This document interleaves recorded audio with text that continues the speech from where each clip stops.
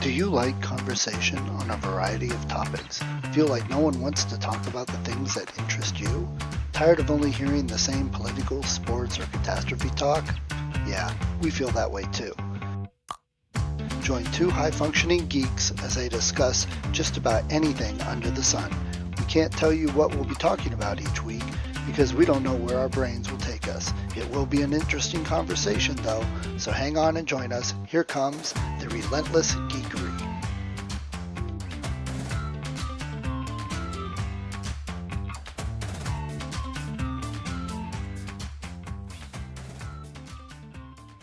Hey, parallel. There we go. We match our backgrounds. I gotta tell you, I got to start doing AI generated backgrounds. I have all kinds of ideas for what would be beautiful. It doesn't have to be a real photo of mine, or from the corral of all the different things they offer Zoom wise and stuff like that. So Yeah, I haven't been able to get a photo looking picture. I haven't experimented with like watercolor or pointillism or anything like that. I just give it a general thing. I keep it simple. I don't try and get detailed and has to be one tree with this. I just put in fall colors, trees and whatever. Exactly. Especially, I don't know, what an interesting, let's see if I get out of the way on this, back through the woods and stuff like that. It's just, it has, I'm sure, a ton of example images to draw upon so that it's able to put together the archetypal. This is what it's like to walk through the woods. The leaves are all changing colors. There's dappling sun coming through. It's an enticing path that's going to like, oh, let's go see where this goes. It's such an idealized, perfect thing. You know what I mean? Is that walk in the fall. So this is one of those great uses for AI because I'm not going to go buy $100 background for my Zoom calls. It's a perfect thing. I don't want to steal somebody's stuff. I've had Godzilla behind me. I didn't pay for that. So technically, is that a gray fudge area? I used it, but now I can make stuff up. yeah. I'll tell you, I sure hope, even though I know people bought big image databases so they would be able to monetize that, it's out of all the images that you see, like how many of them are really like memorable and unique? 1%, you know what I mean? The picture of the sailor coming home and giving his girl a kiss and stuff like that. Otherwise, here's another picture of the Empire State Building. Here's another picture of some kind of kaiju attacking a city. You know what I mean? It's okay, I think, especially because we don't charge for looking at that image. It's not like we're trying to monetize it ourselves and act as if we are the creator of it. I'm pretty careful and actually stringent about, I just posted a long list of, here's all the ways in which Donald Trump has really shown his incompetence and corruption. And it's a huge list, but at the bottom, it says author unknown. And so when I post it, a lot of times if you don't read all the way to the bottom, you don't get to see, I didn't make up that list. And so I often include, hey, as obsessive as this might be, I'm not that obsessive guy. Somebody else just watched the news for the last 8 years and put together this enormous list. And so please, I wish I could attribute it, because whenever it is, many's the time that I see a quote from somebody that I like Ashley Brilliant or H.L. Mencken or Mark Twain, and they don't include that little attribution. I think that's terrible. It should come attached. It should be that the metadata doesn't automatically include that it really is that guy's word. And once in a while, you'll see the quote. I used to have I think we've talked about this a little bit before. Back in the days of email and BBSs, I used to have what I called the quote-o-matic. They had within email programs the ability to automatically append a quote. Well, it put together thousands. I did all the typing to get them out of quote books, but I always attributed them. And I'm pretty sure that because it was only one quote in email, and I never said, this is my, and if anything, the way that I learned about intellectual property in that case, that you really can't copyright a compilation. It really is all those people's individual works and stuff like that. But you also can't act as if, hey, I wrote a book of quotations and here it is, because that is then stealing something else. Nobody wants a book of just your quotations. Right. And it is that. It's funny. I have a dozen things that I'm pretty sure I'm the first person to say in the world. And so sometimes when I see that, I'm pretty sure that's mine. I want to make sure that Mark Twain gets credit. You know what I mean? There's people that after a while were so impossibly witty that you don't want it to fade into, that's what the net said. No, there really was a guy that said that first, and we should make sure we not revere him, but give him credit. You know what I mean? So of course, then you get the obvious people quoting things incorrectly or giving it the wrong person said this, and it perpetuates. So then you get the t-shirts that say my favorite Star Trek character, and it has a Dalek, and then it says Spock underneath, or Han Solo, or it's I'm just seeing where that's very funny, where it takes it to the extremes that they managed to get 4 wrong associations in 2 words, with the picture and the whole meme thing. So right. that is funny, the awareness of that they're toying with people who are like me, that they think it's important to make sure that that's adult, or that Right. it's, Patrick Stewart has played more than one character, so don't misattribute his Professor X compared to his, was he Gurney Halleck? I think, who was he in the Dune movies? The previous, Yeah, I think he was Gurney Halleck. Man at Arms guy or whatever. Exactly that, yeah. Yeah. Which, as you might remember, I thought that he and whoever played the Mentat were exactly wrongly, swappedly cast. That the Mentat should have been like all, their Mentat was all like bushy eyebrows and like maybe Einsteinian, but he was a big guy and looked like he'd be the warrior. And that Patrick Stewart looked more like he'd be the thinker. And the fact that they cast against that was an actually interesting part of those movies. There's a lot of people that really don't like the first 3 or 4 attempts we made to make a Dune movie, but I was okay with all of them in different ways. I mean, Sting Right. in a bikini was funny. You know what I mean? So, Yes. Speaking of that, that's a great segue into one of my topics. Is I have been going back this year. I always go watch Halloween scary horror movies and TV shows and whatever. So I pulled out some of the old classic Universal black and white horror movies, the original ones we all think. Werewolf, Frankenstein, all the classics, Hammer Yeah. and stuff. Yes, exactly. I remember when Fox TV station, oh, sorry to break up. I got everything off, but I remember when Fox TV station first started, that was the thing they did at Halloween. They showed all those black and white movies that I remember watching. So I haven't watched them too much Exactly. since. It's leading up to Halloween. Yeah. That's right. Or they have all the Frankensteins. They had Frankenstein, Bride of Frankenstein, Revenge of Frankenstein. They'd have, and sometimes not only old ones, but they'd throw a new one in where they had modernized it, and modern then being the 60s, but the originals were from the 30s and 40s, right? Yeah. So, okay. So I've gone back and I haven't seen those for a very long time. I watched Dracula and I've read the book and watched other Dracula movies. And I was like, okay, so for an hour and 15 minutes, taking the abridged version of Dracula, it did pretty good of capturing the story. It got the high points and there were some changes and stuff, but it trying to fit everything in. Frankenstein, not quite so good. I felt they changed the monster and stuff too much in his motivations. And there were some things they totally left out. So I didn't think Frankenstein was hit that much on the mark. Then I watched The Mummy, and I don't remember The Mummy, honestly. The other ones I think I've seen more than once. The Mummy, I might have been 5 the last time I saw it. I always thought it was the weakest of that entire series of movies, because my reaction was like, couldn't you just run away and dodge him? He's really slow moving. Okay. He might be implacable. He's going to get you, but you can go to another continent and it'll give him a while to walk. That's my point. You should go watch the Boris Karloff, the original Mummy movie from Universal. It is not that at all. That's what everybody thinks and remembers. It's not the mummy going walking after people. He is only wrapped in bandages while alive for 30 seconds, long enough to get out of his thing and walk away, but they never really show it. And then it's the live Imhotep come back to life. He's Egyptian. He interacts with people. He's like an evil genius mastermind looking for his lost love.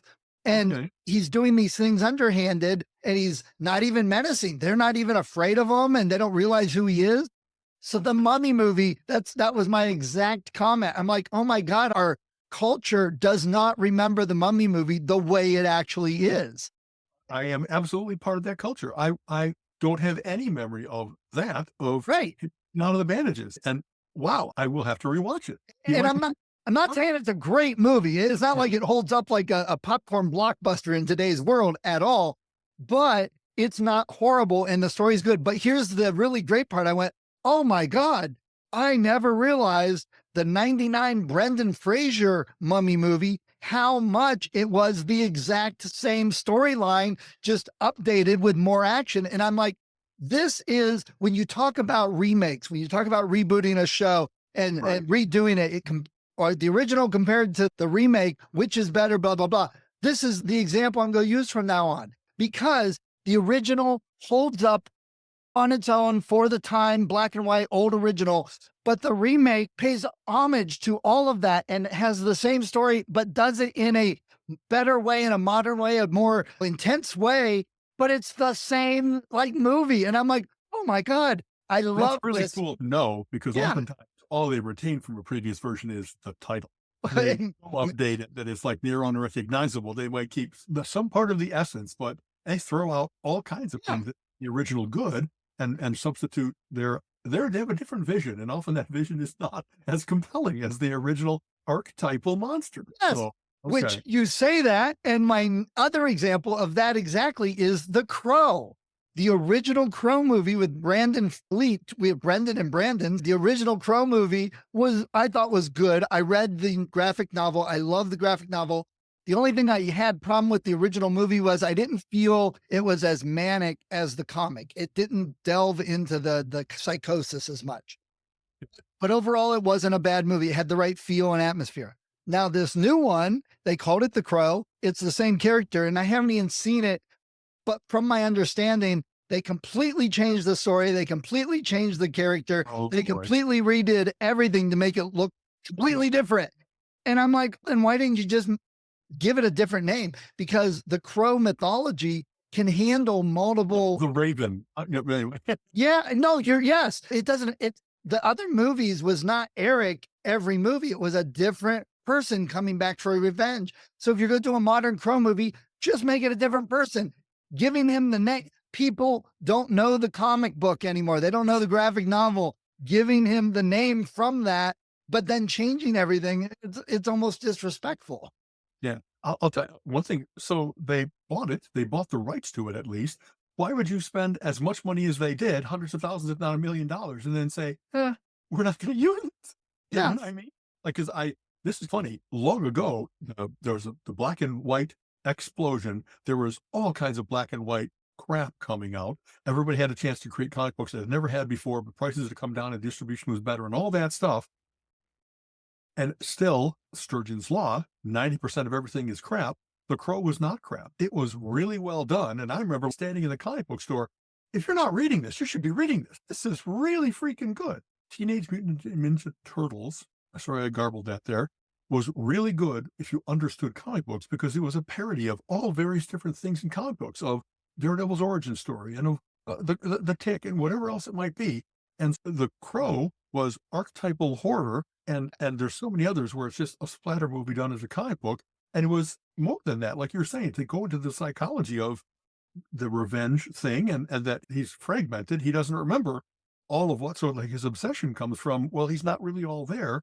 And there was all kinds of deeper, better things about that comic book compared to a lot of other kind of sillier, I don't know, people think of comic books as being like Richie Rich and simplistic stuff. And unfortunately, they're right half the time. You know what I mean? There's all kinds of things that just have been churned out. But then when something comes across, Alan Moore or Garth Ennis, or there's really good comic book writers, and not even in independent works, but when Jeff Johns or people show up that really understand comics and can bring all kinds of what has gone before. I love talking about this. The people that are really good at retconning and saying, who created the Winter Soldier again? What a great way to bring Bucky into the modern world, in a way that it really could be that he disappeared like Cap did for a while, and that indeed who stole him and reprogrammed him, brainwashed him, would have done exactly what they just did. I love when they have great concepts like that it doesn't say, throw all that out before. That's not canon anymore. But that instead it's, what a great addition. They really get what makes the Avengers, what make it. I love that level of synthesis and intelligence and respect for what has gone before. So I'll watch the new Crow movie eventually, but I honestly didn't think the direct to DVD sequels were horrible. They're not the biggest blockbusters, but the mythology and the story was good in there, and they were all different characters. And you had to have a different Crow, because unfortunately Brandon's the guy that, like, he got shot because of a supposed blank that it still shot enough into him. It's a good thing we haven't had that problem since then. Oh boy. But here's the thing. You read the book and you probably saw the movie. It ended. It was never meant for him to be a trilogy and him to go on as this avenging hero. It was a love story. It was a revenge love story. And it was sanctioned by the gods, essentially. Odin's crows came and led him out of the abyss. That's right. This is a wrong that must be righted. So it was never meant to be a trilogy or movies forever. It was a different character every single time because they ended. That was the story. That was the point. And you mentioned people doing, oh, forget all that. Speaking of, one of the other biggest franchises ever, Harry Potter, has a new TV show coming out, I believe on Max, right? Oh my, I haven't read about this. Okay. Oh God. Okay. Now, I'm not the biggest Harry Potter fan, and we're segueing into Harry Potter because I've got Harry Potter talk. Sure. I'm not the biggest fan, but I appreciate that when my kids were little, it gave them that same world that I had with Star Wars. I love Star Wars. We had some movies, but they didn't get that world feel so much. Exactly. The excitement of this is something worth reading. This is worth learning to read to be able to do that. This is Yes. worth going to the movies and seeing the kids grow up and all that stuff. It wasn't created to be a franchise to make money. It was a cultural event. It really was that for that generation. Sure. And there was things in it that was bigger and beyond the pages, bigger and beyond the story of Harry. It was, Right. and that's why people say, oh, they just copied Star Wars. Hello, they're not the first ones to do it. It's just the only other one that has done it that successfully. That's actually a very sad and interesting discussion to have with people that are always about, hey, this imitates that. If you go back and read The Hero's Journey by Joseph you Campbell. know, every single story about a young man coming of age and needing a mentor and having lost his parents, often and orphan, all that kind of stuff. I have done comic book talks about male and female archetypes, and that the reason that some of these things were so successful is because Stan Lee said, I can do the Hulk as a golem. I can do the story of Superman is Moses in the rushes, a young boy discovered by an adoptive family and all that kind of stuff. So the fact that these things have been retold, it's because they're part of mythology and folklore and like humanity's unconscious. So Noam Chomsky and so forth talks about any number of things that we have a need for those archetypes in our lives to talk about how do people come of age? How do we gain our independence? How do we, et cetera, et cetera. And so I love the fact that they loved so much the first one that they say, oh, they're stealing from that. Maybe you need to expand your reading from just the one book and series, like any number of other things. If all you got is one book, boy, are you missing the world? And here's the real funny thing. It's I look at these people and they're trying to like be all troll like, and oh my God, put it down and it's terrible and rip it apart. I look at them like, yes, it absolutely was. And that's a great thing. And what's the problem? Well, obviously, you don't know what you're spouting about if you're all crazy upset about it. Because you know what? Here's the crazy thing. I still can like Star Wars and have all my Star Wars crap. And my kids can like Harry Potter as much as they want. And it doesn't mean one or the other has to go away and we can enjoy them. Right. But this new show coming out, it's too soon. The kids that grew up with Harry Potter, they're only 20s and 30s. And the older people that kind of read it as older adults are still kicking. So it'd be like someone saying, you know what? When Disney throw out all of Star Wars, we're going to redo it. That would have been even worse than the mistakes they made. But here they took. I think it's too soon because it's decades since they came out. You know what I mean? That's enough for all. But the last one is barely 10 years old. Okay. No, the fact that I don't know how involved J.K. Rowling is with this, but I hope that she still has some influence because it's from her amazing, fertile imagination that, as you said, not only the characters in the world, but all kinds of things so what other shop are there on Diagon Alley? And all of those things, you know what I mean? So With Commander, like those, I thought that was actually a very cool prequel and addition to the series and stuff like that. And so I guess I'm so curious now as to what are they going to do? Because that sure is a world that can grow. Just go to leave England and go to, and when they had the tournament and stuff or like the game, which I'm going to talk about in a moment. But here's the thing: when my kids were growing up, they knew Star Wars because of me, but most of their friends had never seen the original trilogy. Some of them had seen the new prequels, but not the original trilogy. The Harry Potter movies, when I go do an author visit or when I talk to kids, they still know Harry Potter. They've still seen the movies. So redoing it now seems like, why? Because, It's not redoing. I hope it's in oh addition. God, yes, it's taking the original books and Oh, making a TV show out of it.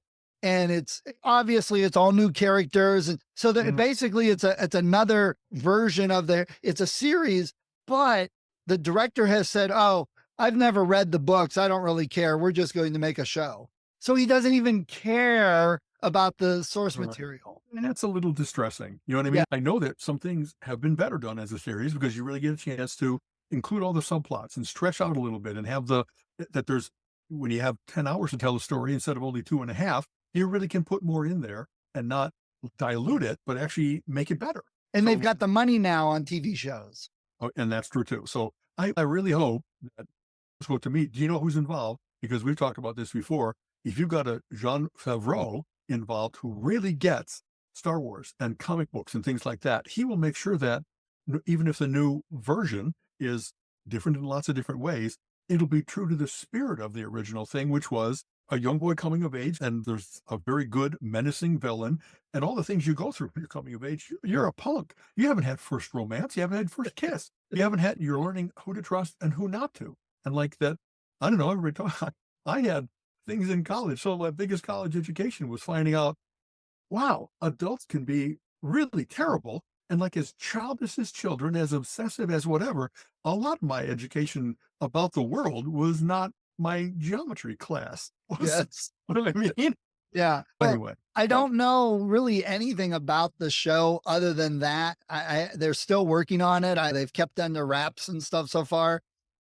So we'll see. But I haven't heard much good about it, but that doesn't mean anything with today's world. so maybe it'll be Joss Whedon. Maybe it'll be, so I'm sure, who did the Lord of the Rings movies? You know what I mean? Yeah. Okay. Uh, So, boy, I'm Peter looking right there. Jackson. Peter Jackson, And exactly. he's got a new Lord of the Rings movie coming out in November. It's an animated movie about the Rohirrim or the orcs or something like that. I forget, but we Yeah. said, "Oh, Jackson animated, we're there." Honestly, so that'll what will have me brace myself for how terrible it might be, or have me heartened about how good it might be, is if it's not.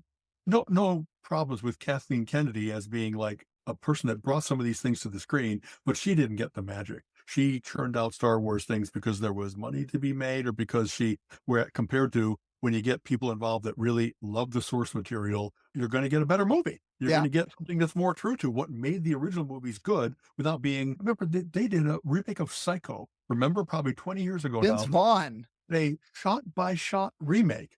And I don't know, man, you're treading very dangerous ground here. You really think you're going to do this better than Anthony Perkins Well, and The House on the Hill and all that kind of stuff? I like when they take the source material and do something new with it, but without not ruining it, it's a fine without line. ruining it. Exactly. Because if you invite a direct comparison, you might lose that Yeah. direct comparison for all of the black and white, maybe corny, older, stilted dialogue.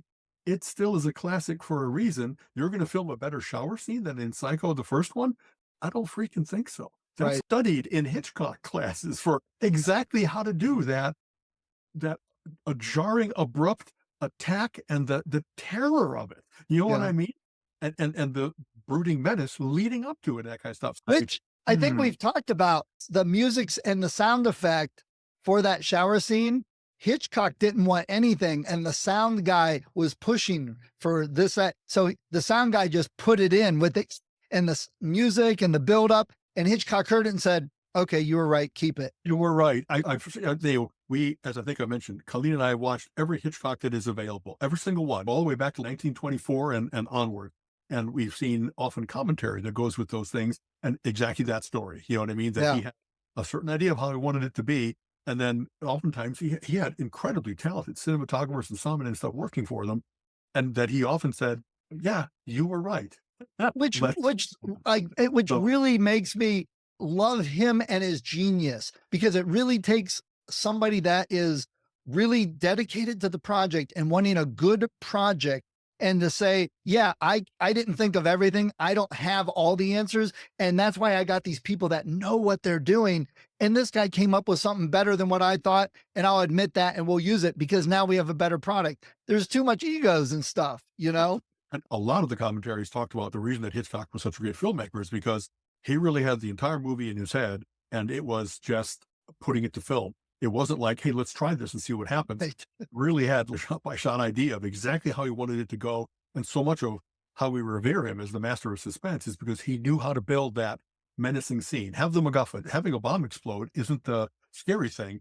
It's showing somebody planting the bomb and then having some people come and sit at the table that the bomb is underneath. And you're just like, oh my God, what is going to happen? What's going on? Don't they know? Can't they smell the C4? What do you want? So I've always liked when they have those kinds of explanations and people that really understand well that, if anything, he's one of those filmmakers that they're like before and after Hitchcock. He changed the world of filmmaking with how much cool stuff he did, and then how many people adopted his stuff. Like when you see Oh, yeah. Brian movies, you can see, well, that I just saw that in a Hitchcock movie. You know, and I really know Right. how to do the It's held outdoor up. scene, similar to the shower scene and stuff like that. So I like. It's funny. I often think of film criticism and like film school as being, how is it different than just like my saying why I like the movie or not? People who are really knowledgeable can really tell you there's a through line between Orson Welles and this, and like how it came forward, and the different movie effects, the different dramatic effects, and especially when they're able to say, this was the first time this was ever done on film. You know what I mean? The thing, there's a particular thing, I'm trying to think what it's called, where you do a combination of zooming in and backing away. Like, and so it's a way of bringing not only focus, but the viewer is a participant in what's going on, and you can't turn away. You have to see what happens. But oh my God, we know it's going to be terrible. And just how much that affects you, that it really viscerally is like, man, I'm like sweating with how much adrenaline Well, I've got yeah. going on, even though I'm just sitting here. Still to this day, when I hear the X-Files theme, I'll get a shiver up my spine because I used to sit and watch that late at night in the dark. And that theme always was like, Yeah, that's a great association. That's a great way to put it. There's certain music like that. oh, yeah. When you see the people, what they call Foley men, right, where they do all the sound effects and stuff, Right. and they talked about that you want to have, and video games are a lot about this too, that a lot of how you do a really effective video game is not abrupt noises. It's all that little skittering in the background, that little thing in the distance that's around the corner. And Some it's of the like, good ones wear headphones. it's really effective, especially if you've ever been in a situation like that where Colleen and I have stood in the forest in the dark, like where there's no city lights whatsoever, and you can't even see your hand in front of your face. And then you hear a noise, just the snap of a twig. And you don't say, oh, that must be a little mouse. You're thinking, it's a bear. Get back in the car. Or You know, worse. Huh? So, Exactly. so bringing it back around to all of this, we were talking to Harry Potter and remakes and stuff. So I finally pulled the trigger. I've been talking about it, the Hogwarts Legacy game that your nephew was a part of.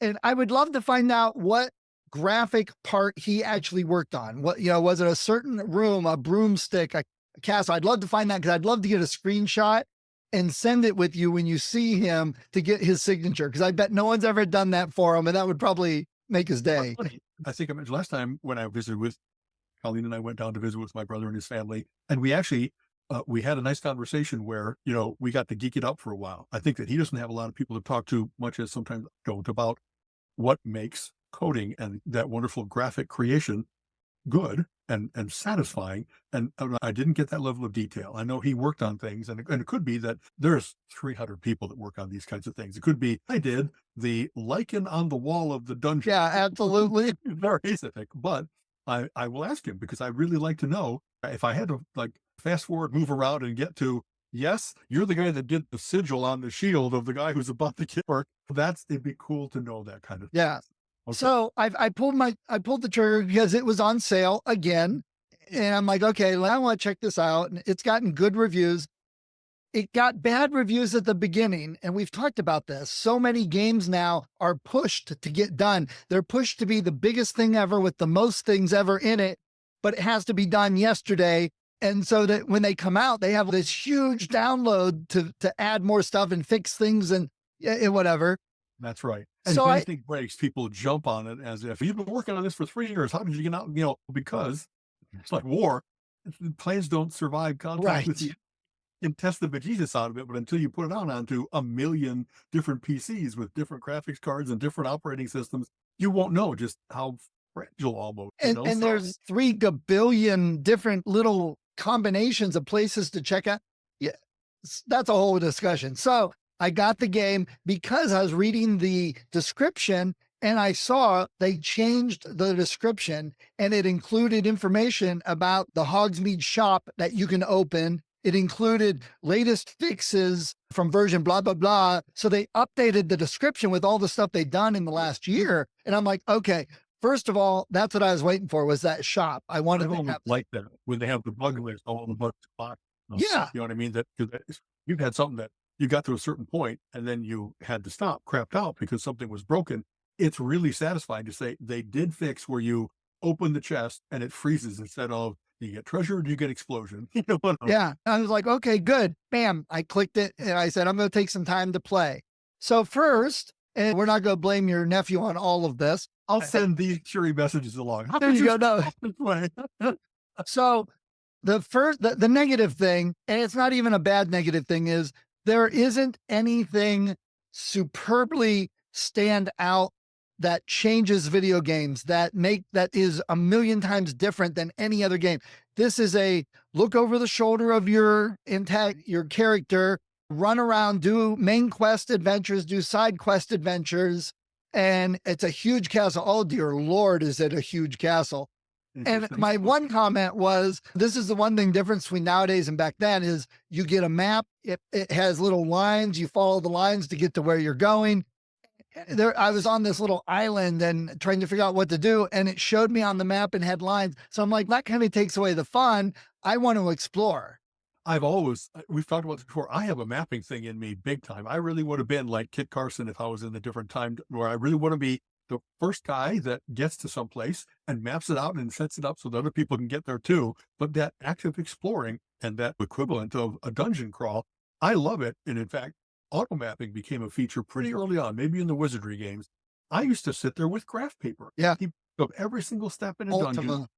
Yeah. And that was a big part of your power was, hey, if I get in trouble, I know the quickest route to get the heck out without, oh my God, I went wrong and now I fell into a pit and now I'm really doomed because I have hit points left and I fell down 3 levels and there's worse monsters down here. Right. A little bit of me was like, it'd be fun but the beginning, you got the intro, you got the story, they set things up like a movie and stuff. That was so fantastic. It was just like watching a movie in most of it. There was very little interaction. A lot of it was just seen, but it felt very huge and fantastic. Yeah. And now that I'm in the castle and I'm starting to do quests and all that, oh my God, I'd get so lost without the map. And then it's so big, so many levels, so many things. And I put it myself on an easier level because I wanted the story. I wanted the fun. I didn't want to have to be overly challenged where I spent hours trying to figure out one puzzle and where it was. I set it at easy while I'm learning the mechanics of the game. And then I will actually either up the level or I'll restart with it being at a higher difficulty level because then I want the thrill of it as well as exploring. But there's nothing worse than, hey, I got 10 steps into the dungeon and I die because I didn't know what to do. That's right. You know what I mean? So overall, I've really been enjoying it and it is gorgeous. I just walk around, look around. I'll stop and just look around every time I go into a room to see all the stuff that's there. If you are a Harry Potter fan, this is like being there. And it's not Harry's time. It's Hogwarts 100 years before that. So they don't have to worry about, there's a Weasley there. There's a Black there. There's multiple families, especially the founding fathers of the very house. They were around at the very start. So that's pretty cool. Okay. And that's what it is. But it's like different, like the character that's an ancestor of Sirius Black. He's the headmaster, but he's a jerk. The Weasley she's the head teacher. So I like that they tie into it just a little bit. It all looks the same. I had the sorting hat. I got sorted into Gryffindor. You mentioned that. Exactly. Yeah. I've got my wand and it was really good. You've seen those things probably on Facebook. What character are you? And you answer some stupid. Okay. First of all, our cybersecurity time, those are usually scams to try and get information from you so that people could break into your bank account. Don't play with those folks. It's not worth it. And they're stupid. Your social security number. We're going to figure out what house you're in. Yeah. Yeah. You know, what type of rock do you like? Oh, you must be a Slytherin. What? but this one was through WB and through the game. And it really did, it gave you multiple choices. And I could see how they were, oh, if you like this as opposed to this or this, there was like 5, 6 choices. It was very much like an intelligence test or a psychological test that would, Right. have the sliders There's of a where tree that you can see the very yeah, why it leads you where you go. yeah, So how distressing that would be if you're like, I'm a heroic type, and the answer to the question is, you put me in the punk house, you put me in the bad house? What? yeah. It makes you question your life choices. Exactly. Yeah. I guess I don't want to be like that anymore. So I love exploring the castle, and they have tons of characters. I'm right now in the town. I just got my wand. You don't get your wand immediately. You have to actually go to Ollivander's, and there's a whole sequence and a ceremony. It's pretty cool. At the beginning, we're in a flying carriage and we got attacked by a dragon, which kind of sets up what's going to happen. We went Okay. to Gringotts and we were on the little cart thing, and it's going all around. It's like a roller coaster. They spent some time on it. It's been fun so far. And they must have fixed it and done well, because there are still so many people playing this game and exploring the nooks and crannies and stuff. So for everybody that immediately, You interact with the other players. It is all like you can join other parties or guilds or that kind of thing, other classes. I haven't gotten there yet, but it's not multiplayer. It's single player. It's just me with the NPCs in there, Got it. Okay. which is what I like Yeah. personally. Is the map permanent or is it randomly generated? So it would actually have, sometimes they'll say, hey, this game has 20 hours, 100 hours of playability to get through all the quests and get it all done. But if you have a randomly generated map, then it's infinitely replayable. With these type of the 3D games, it's almost impossible to have a random map with the quests, but they do a few things in there. Like you'll be walking around and you'll see this big open room, but you go to a certain spot and suddenly the stairs will appear and build themselves, or they'll move. And I So know there is it. indication that the castle itself, the academy itself, has trickiness to it. When it Yes. gives things, that's cool. Okay. Yeah. And there's rooms I can see upcoming puzzles, and I don't have enough information as to what I'm trying to do on the puzzle, but I can see, oh, this is going to be something.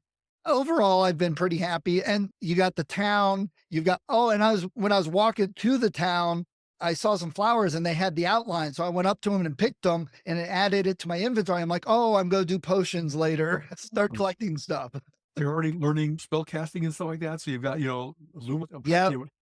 I so much, it's amazing that the kids have memorized them all and really know, and I retain some just because I retain a little bit of everything, but it'd be really cool to start to have that vocabulary back that I really, Right. it's now thinking about it. And it just was how you interact with that world. You know what I mean? And yeah, there are spells, and so far it's been limited, which is great, because I personally don't like the thing that I didn't like about the Assassin's Creed games was because, okay, here's all the things you can do with your controller. And here's the second set of things you do if you hold this button. And here's the third set of things if you hold this Right. button. Here's the It's like fourth. word perfect. You have to actually have a chart as to what you Yes. might be able to summon. And if you make a mistake, that didn't charm the Right. creature like it did. Okay. Exactly. So far, it's been simple enough with enough things to do. I've been happy. And overall, it's just an enjoyable, nice, fun time so far. And it's gorgeous to look at. There Again, really is like craft and science to how you build that experience tree. You know what I mean? That you yeah. want to make sure that there's always, you're retaining things, but there's also a little bit of a challenge to learn the next thing, the next level, get the next item, whatever else it might be. I've always loved groups that execute that well, that you start off as a pod and then you just keep adding and bettering everything. And that's its own, I love those kinds of games where it's not only, hey, I got an armor of +2 instead of +3, the other way around, that as I get better, but that they actually have to learn. That's mithril versus gold, silver, bronze, that they have different characteristics. And that in fact, you can even, you're going to use a different kind of sword against the undead versus the blob monster or something like that, because they cut differently. They have magic capabilities, charges, Right. whatever else it might be. I love when you get good about that, that you can actually quickly change into, this is why you need to have a mace, because it's a crushing weapon, not a cutting weapon. And that's straight out of D&D, that you had to learn that in order to survive and get better. And in fact, that, like in a mace case, if I remember right, clerics, they won't use anything that will cut. You first get that thing of, I can't buy everything in the store because my race, my character type can't do that. And maybe sometimes it's not an absolute prohibition, but it is if you're going to be a ranger and you got to use ranged weapons, you got to pick the character type that can actually draw a Right. longbow instead of being a little hobbit, or you know what I mean? Yeah. That it all ties together like intelligently instead of being a mishmash. You know what I Right. mean? And we were talking about Joseph Campbell and the monomyth there, A Hero's Journey. And what it comes about is people are like, oh, I want to do something new and different. But the problem is audiences and people reading books don't want new and different. They want that same thing. They don't realize it. And they may say they want different, but it's not true. And it's been shown and proven time and again. They want those stories that have the hero's journey. They want those stories that have the 3 parts. That's what they want. Just they want it done different with your setting, your characters, whatever. So that said, this game does not seem to break exceedingly new ground in 3D adventure type games, which is a good thing. I want to be comfortable in the game, but in Harry Potter's world. And I think that it meets all of that really perfectly. Very cool. I think, unfortunately, is it only available for certain platforms and consoles? I don't think it's available for the Mac. I don't know. I probably Online, not. it's no matter what browser. I will need to check. You know what I mean? Because that's one of my few complaints about the Mac world. In so many other ways, I prefer it to every Windows experience I've ever had. But because there's still 10 times the installed base of Windows, sometimes places will put out a version 2 or 3 years later for the Mac, or they Right. never do. And then I get game envy because people have been able to play, I don't know, Final Fantasy or something like that on a console, and it's never come to the Mac. And the number of games I can name like that is distressingly large, but it's a business. It's not like people want to reach every single console and every single platform everywhere.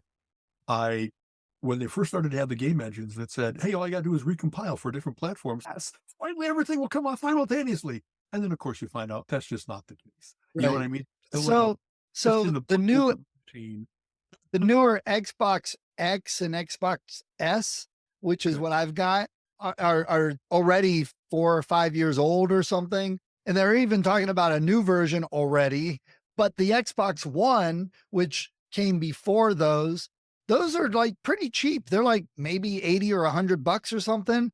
And they Yeah. have a version of this game for the Xbox One. So Retrofitted, backfitted to it and stuff like. See, that's cool. the thing is, the One and the X are pretty much identical machines. They just got a different graphics card and different processor with more memory. So pretty much everything that runs on one will run on the other. But a lot of times they have a version because of the graphics, because the newer stuff has better graphics. So it'll be a little lesser graphics on the one. So, It's I been mean, like that forever. Based on what graphics card you have, you can put the slog of war in play. You can put yeah. water will look more like water running instead of a little bit pixelated. No, Which is cool because when they went from the 360 to the one, it was completely different. Stuff from here didn't run, and they came out with new things, and they didn't come out with a version for the old. But now, when I got this, I bought the version. It was $24. That's nothing for games, especially like this.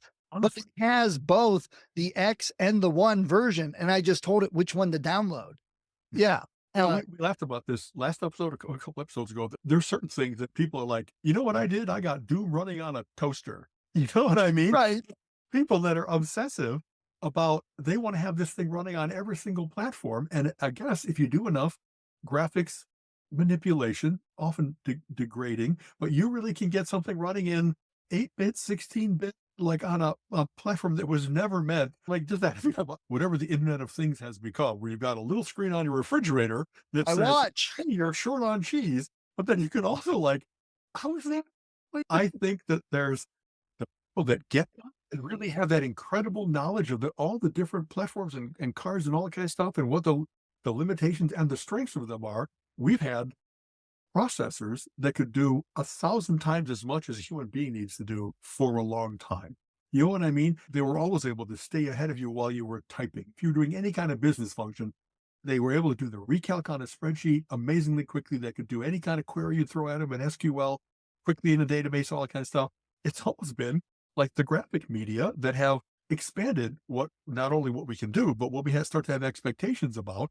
And so it's very cool that people can look at that and say, all that we had to do to get that working was this. And if I go like downwards instead of upwards, I could probably still do it, that you can put it on a flip phone or something like that. It's this little tiny, oh, snap of a screen, but it really might be that you can still Well, get a lot of the experience. That's amazing. even in today's big games, the actual files for the code itself is still just megabytes. They're just text documents.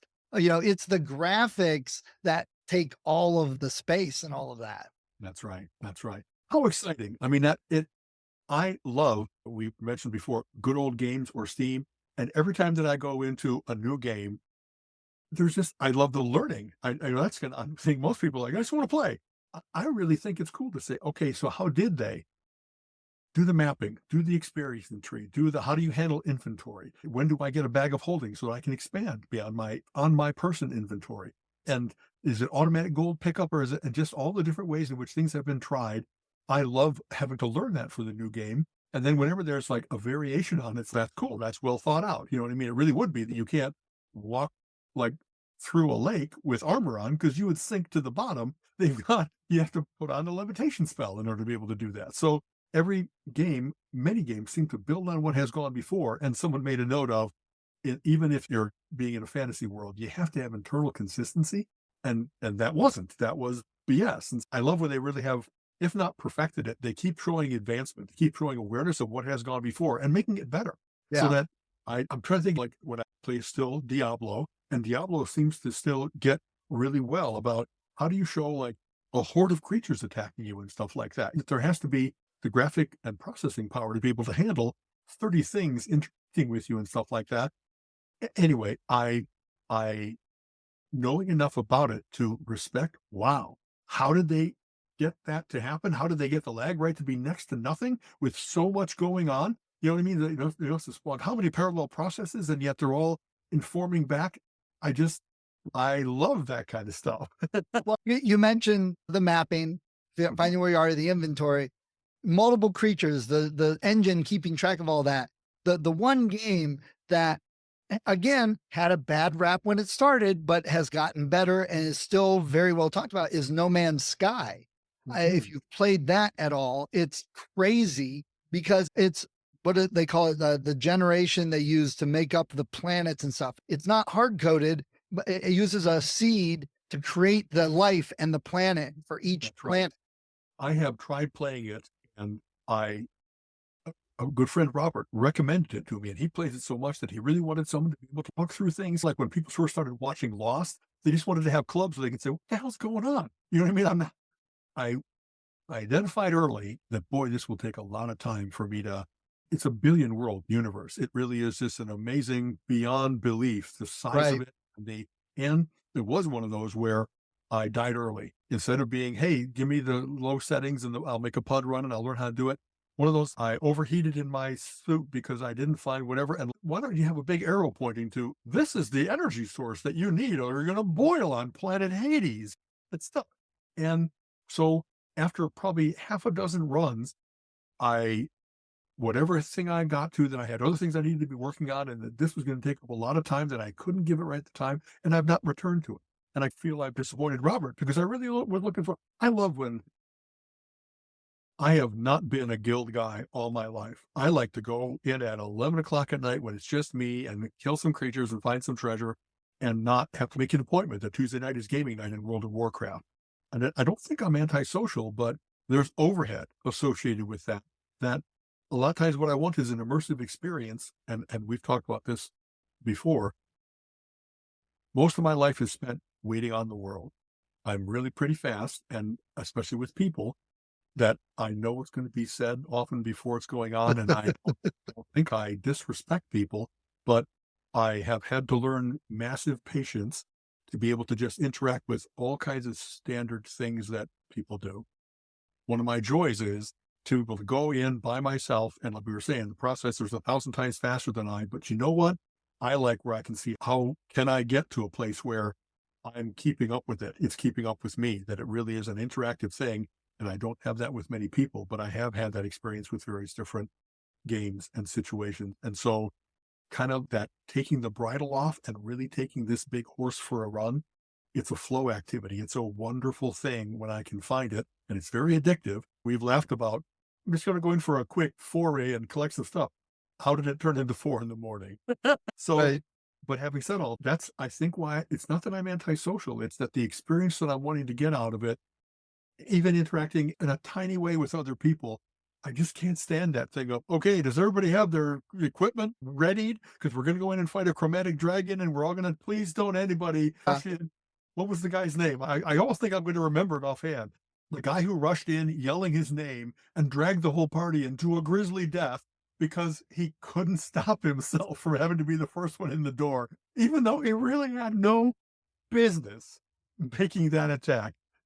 It'll come to me. So I know that's a little bit of a confessional thing, but it really is. Oftentimes, Colleen and I have wonderful days and we talk to old time stuff like that and have our nice dinner and watch our baking show and whatever else it might be. But almost always, I break away at 10 o'clock, 11 o'clock at night because I just want that hour or two of being me in the world. You know what I mean? Yeah. Ozymandias from The Watchmen. I can take in more information than regular people can do, and I can process it and synthesize it differently. And that really, it thrills me. It thrills me to be able to challenge myself in a way that most of the rest of the world is not a challenge. I've So I get never really addicted to that. I've never really gotten or enjoyed the online multiplayer games. I enjoy a good couch co-op game. I've played Doom that way. I've played racing games that way. I've played Left 4 Dead that way with sitting next to somebody totally different when you're sitting there playing the game and you're getting through it. The chatter is part of Yeah. the experience. It's like, did you see that? Oh, that. Yes. Yes, And yes. even with headphones and stuff, but yeah, like you said, it's okay. We're all getting there Tuesday night at 7:30. I don't always get along with that. And then they're like, okay, next Tuesday it is. I'm like, I got something next Tuesday. I have friends that play D&D right now and Right. they keep saying, you got to come down, you got to play. I'm like, I can't commit to it enough to make it worthwhile. And Don't I, you wait on me and wreck in the game because I play a thief and you need a thief in certain situations, but I wasn't there. yeah. Whatever, you know, And they're like, oh, we'll just play your character when you're not here. Great. I missed 5 weeks in a row. I have no idea what's going on anymore. And Yeah. they're the style and pace they play those games. I'm just like, yeah, I'm not that into it. So I miss hanging out and seeing them at times. But the same thing, I'd rather do all the single player stuff. This is, at one point, a while back now, I posted on Facebook, hey, often Colleen and I have lots of things going on or at work. I always had multiple things, and only once in a while is like a whole weekend available that I don't have any commitments, any shows. And so I talked about how what I really want to do is start a new world in the latest version of Civilization and just play until I see how much of the world I can conquer. And Civilization is quite complex. You've got all the different other races is not the way to put it, countries that you're competing with. And there is a technology tree, all that. It's a very complex game. And I said, but I really love it. And it relaxes me to continually be managing my resources and managing my exploration and growing my technology and all that kind of stuff.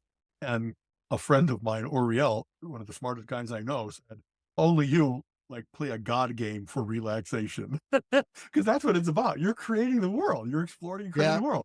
And it was like, what an incredible compliment that was, because I think, Oriel Maxime, he like creates puzzles. He's Yeah. just at a different level with his understanding of what makes for a good game and a good puzzle. Well- He's a great explainer of games. And here's why this is what you need to be thinking about to win. It's not just the game mechanics. There's an ethos to these things. So to have him tease me a little bit in that way, you're one of the guys that could appreciate that that's what it's like. So like playing a little bit of a god is actually a very cool thing. Yeah. Because in the real world, it's very frustrating to be, well, I'm not in charge of most things. All these things that could be better. It's just me bashing my head against the wall, trying to wish that traffic was different, interactive with. And really, how is Minecraft any different than that? That's what Minecraft is. Yes. One of the wonderful, heartening things, there's generational things going on. I've explored Minecraft and I immediately had, no lie, so many ideas about I should build a library. I should build a labyrinth or a maze. I should do all these contributions. And then while I was thinking about doing those things, all those wonderful 10 to 14-year-olds were doing it. They were finding it and they were just loaded with good ideas. And they had that ability. Okay, Mom, homework's done. Whoosh, go into Minecraft and play that for the rest of the night. Hours. Hopefully not to where, okay, you're not getting your schoolwork done first, that kind of thing. Right. But I loved every time I visit, I'm just amazed at the level of creativity. And that of course it isn't. Someone made a big plan and they executed a plan. And it's like, kids just goofing around, and yet they're creating things of such incredible complexity and beauty. And the people that create the environment, they're really been good about staying ahead of what would be cool is if we can give them this thing. And all the capabilities are being so not exploited. They're like being continually, they take things beyond, I'm almost certain, beyond the bounds of what they thought could be done. You know what I mean? That the people that are creating the game are like, where, how, what did they really make like a tsunami? We didn't think we had big weather in the game or something like that. You know what I mean? So I love those shared world type things where it is just me wandering around and it'd be like me going to Burning Man. That, wow, someone really managed to make a 4-story tall cascading chocolate fountain in the middle of the desert or something like that. You know what I mean? I Right. love that. I love the smart people. But you see, The ingenuity. I love that little, I wonder if I could. And then I just, I the love that. I love seeing people exercise their brilliance and their quirkiness. the 4-story chocolate fountain in the desert was originally meant to be a rock climbing wall, but it's in the desert with chocolate. So it became Honestly, I wonder how many grandees are like, I'm going to do this. And then they get about a third of the way through and say, that's harder than I expected. But and then they just take a left turn and it turns out to be even better than they. So I went to Prague Stock. Yes. last weekend, and so much of the music that's going on there is quite complex, but it's just like twee. It's done to see what they could do. Once you are able to play anything, how do you choose which of the anythings do you play? And so much of the stuff is interesting, but also if you take it too far, beautiful music. People that really understand song structure and how to write something beautiful. And it's interesting to use that word, but there's an awe to something that like really moves you in a way that you're not sure how music works. And yet it had emotion to it. It took you get on the train and you ride this beautiful train to a journey. And 10 minutes later, you're like, oh, that was just such a nice experience. And in other cases, you get attacked for 10 minutes and you're like, okay, I survived it. It was really discordant and it was really complex and I tried to keep up and it was a challenge. And some people are just like that. I don't know that they knew what they were doing. It really sounded too much just like bashing on things. And I guess they call it improv, but were they even listening to each other? You know what I mean? There's some things that were good. There's level of quality amongst, they're all virtuoso musicians to be in progressive rock, but some people have more music in them or more songcraft to them and stuff like that. So there's a band called Life Signs that has never made it in the States. They're a British band and they have a song called, let's see, The Last One Home. And I have no idea why, but it deeply affects me. And it's just, when I talked about this is the most beautiful song I heard for this weekend, a friend of mine said, but basically just like these 3 chords repeated, and he did a musical analysis of it. But that's not where the beauty comes from.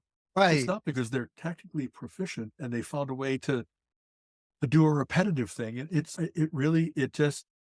The images that it conjures and the story that it tells and the fact that it's not just those 3 chords, but it does have a great guitar solo in there where it really soars and that kind of stuff. And long ago, I read a book called Zen and the Art of Motorcycle Maintenance that's about quality and about deconstructionism and then a lot of what it talks about is that if you try to explain by breaking things down what makes them good, high quality, beautiful, that you're wrecking it. You're insulting it by saying this really can be compartmentalized and analyzed. And if you get it down to the atom, and that's the special magic atom, now you know why the song is beautiful. But in some cases, it's not. It's the piece, it's the body of work that has its own inherent characteristics. And then that led me, when I was doing complex adaptive systems, a lot of my genetic algorithm stuff and everything like that you get often to, I don't know that I can tell you all of the individual components as to how it's doing what it's doing, but it's created this complex emergent, as they call it, behavior. Like when you see a bunch of beautiful birds in the sky doing a murmuration where they make big patterns while they're going around. It's not that there's a plan. It's not that there's a lead bird that says, okay, you guys bank left now. It's that there's very interesting, simple behaviors that en masse create these beautiful patterns. And so that whole idea of emergence and I can't tell you why it is, but I'm sure that it is a beautiful song. You know what I mean? Right. And so maybe that's another reason I go to these kinds of festivals, is that there's those transcendent moments. You know what I mean? That you're like tearing up without realizing why. How weird is this? But you talk about tearing up, and there it is. I become that guy that has his bladder near his eye, as they say in Irish insult. But I go to those things so I can capture those kinds of things. And for other people, it's the thrill of a horror movie, or it's the walk in a forest. You know what I mean? There's ways in which our senses take us beyond what we are, and that's a very cool thing. And the thing with music is, and I roll my eyes at people on both sides. I get people that only look for some technical skills and abilities, and that's good music. That's the best players, blah, blah, blah. And I'm like, yeah, but the song sucked. It was boring. And you get the other side where it's, these songs aren't complex, so we can really pour our soul into it. I'm like, yeah, but that song was boring. It doesn't matter. You got it both ways. And you can admire things for technicality, but it doesn't mean it's always a good song. It doesn't mean it's an enjoyable song. If it's not an enjoyable song, what's the point? And people could argue, great, you came out with all these million chords and a million stuff, and last year you made $11,000. Woo, good for you. You're rocking it. But here's this guy that wrote a 3-chord song and he's living in a mansion. Is either one better or not? So a guy named John Mitchell, he's been in multiple groups, a fantastic guitarist and maybe multi-instrumentalist now that I think of it, but he has talked about that his desire for complexity, or that he's comfortable with that, has held him back because he's been in groups you've never heard of, like It Bites and Frost and stuff like that. But he had this wonderful story about he is accomplished enough that multiple people want to work with him. And he got a call from a guy that said, "Hey, I'm a songwriter. I'd like to have you play guitar on my next album." And I'll check it out. And then he goes and he visits, and the guy lives in like a mansion going on a castle. A guy named Jim Godfrey, who has done things for like Disney and the Olympics and stuff. And he's really a fantastic songwriter, but he was going to do some prog rock as well. And so I think I'm crossed with an asterisk at the end, and an album called Million Town. If you don't have this album and you want to have one of the best albums of the last 20 years, and you want to just be blown away by what people are capable of in writing great, complex, song-worthy music, get Million Town. It's just unbelievably good, listeners. Please do that. And another reason for going to these festivals is, Colleen and I have had a comment lately. We saw like Burton Cummings from the Guess Who, and we loved it because we could sing along with every single song. You know, all the Guess Who catalog, and they did them very well, and a little bit of soloing, but not enough to be like, hey. And we went to see Three Dog Night, and same thing. They got how many hits? ELO, they mostly played not the new album, but they're doing a greatest hits tour. It's the farewell tour. And so they're going to play everything that kind of made them famous. You know what I mean? We've really enjoyed those shows. There's a joy in familiarity and being able to play my air keyboards on the back of the seat in front of me and singing along with everything and whatever. But then you go to this show, and I discovered a couple bands like Kairos, Kyros, that were like, these guys are so young and yet they're so good. Have they been playing since they were 3 that they've become so accomplished? Another band called Advent Horizon. You go to some of these things like David Cross Band, really good music, but they're doing music from King Crimson 50 years ago. And so a whole bunch of them are a little codgery. They're still able to play it. And then you see that there's these new people, they do have new ideas and that they're making new music, and so good that it's off to the merch table. I go and buy all 3 Advent Horizon albums. I don't know if it's all 3. I got the 3 that were there. There's probably 7 and I've never heard of them before, because that happens. You made $11,000. You're laboring in obscurity. You know what I mean? You're really great, but you're great to the people that understand how amazing you are, instead of on FM radio, that kind of thing. I love going to these places. Every single time I've been to Cruise to the Edge or Progstock or Progtoberfest, I discover new bands, and it's like, how would I have bumped into these guys otherwise? Maybe from the recommendation engines on Amazon, or from a good friend who also likes prog saying, hey, have you caught this latest album? And then I love being the evangelist that says, man, if you don't have that Million Town album, if you don't have Stagehound, if you don't have, you got to hear these guys. They're just fantastic. The satisfaction of hearing things that I know well and hearing them finally live. I never thought that I'd be able to hear the entire Lark's Tongues in Aspic King Crimson album played through, which is what David Cross Band did. And then all these wonderful new discoveries. And prog takes many forms. It's interesting. There's often straight out of ska that you play Mannheim Steamroller type stuff. Beautiful, complex, but it's done with medieval instrumentation and stuff like that. And so they had a couple of bands that were, it's like Celtic rock and roll, old Celtic folk songs, but really beautiful instrumentation and orchestration. So a guy named Dave Bainbridge, another guy, hats off to this guy for being so incredibly talented, but doesn't just try to blaze through as many notes as he possibly can. He has that ability to capture the lilt of an Irish song. You know what I mean? And Nice. boy, another guy named Mike Keneally that played with Zappa. So automatically that's like the pedigree of rock and roll. If you were able to play with Zappa, and he plays every instrument and he's really good, but probably, he's very prolific, probably has 30 albums out, but I don't know which ones of his are the good ones that I should get. And so I kept thinking, I got to like grab him by the lapel and say, if you were to buy 3 of your albums, where would you start? We saw a band called Gong that I know I'm going on a lot, but they're a long time psychedelia band, like Hawkwind, Gong. There's a couple places that been doing this for a long time. The stage was very sparse, and I was like, "Where's all the keyboards? Isn't that part of progressive rock?" And instead, they had 2 guitarists, bass, drummer, and what am I missing? Enough so that on the guitar they did all amazingly cool effects and glissando and psychedelia and stuff like that. And in the middle of all this, too many notes. That's progressive rock. Is too many notes. Mike Keneally comes out. He stunt guested with all kinds of different bands over the weekend and tore into this guitar solo that took it to 11. So much energy, but just in line with the psychedelia that they've been creating. I just like, I hats off to this guy for being able to play every style of music, chameleon himself into, and now we're going to do some blues, and now we're going to do some prog rock. And now it just, I so much, the ways in which I've thought about being a Medici. I got some money and who do I sponsor so that they don't have to worry about worldly concern. I thought about this a lot in college when I was getting my computer science degree, and hey, I'll make some money. There really are some people in the world that I just want to be able to say, why don't you draw those beautiful comic books and not worry about how well they do? And you make your beautiful music and you sponsor them for the first couple of years of their comedy career until they find their footing and everybody else discovers them. And then it'd be like, I helped the world to become aware of the Jim Jeffries of the world. That there's a lot of people that are overnight sensations after 10 years of overnights. You know what I Right. mean? So anyway, what a great festival. And I Nice. came with, of course, a stack of CDs. And of course, Old school if you're getting CDs. it was that instead of, hey, do you have a QR code so I can go to your streaming site and download this? Instead it was, I want to read the little booklet. I Yeah. like the thing, but I do. I still like that experience.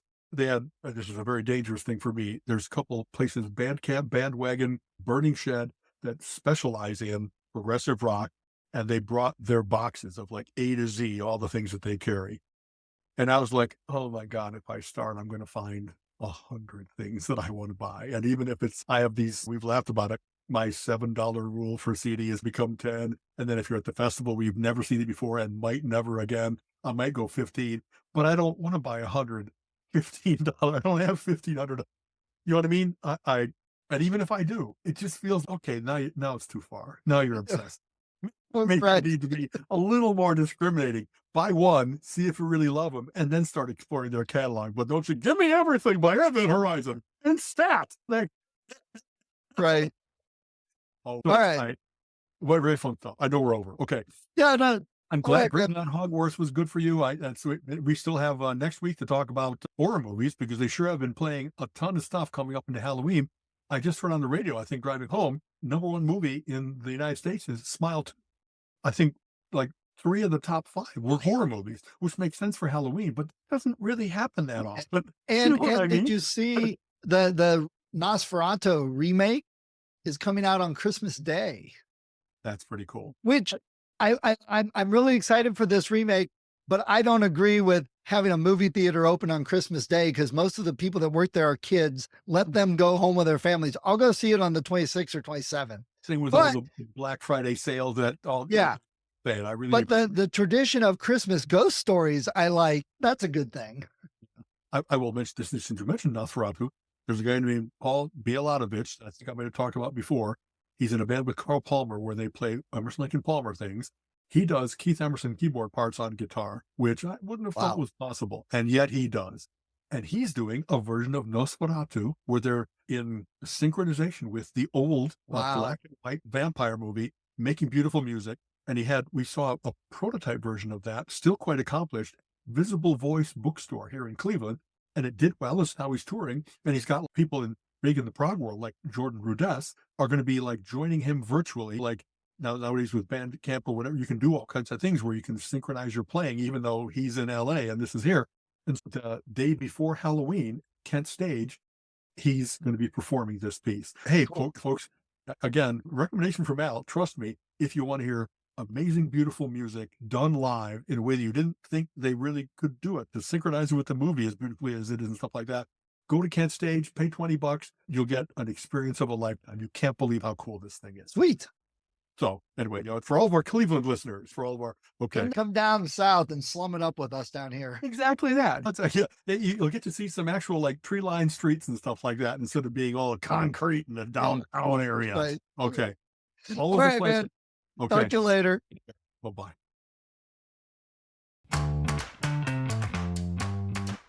You have been listening to the Relentless Geekery podcast.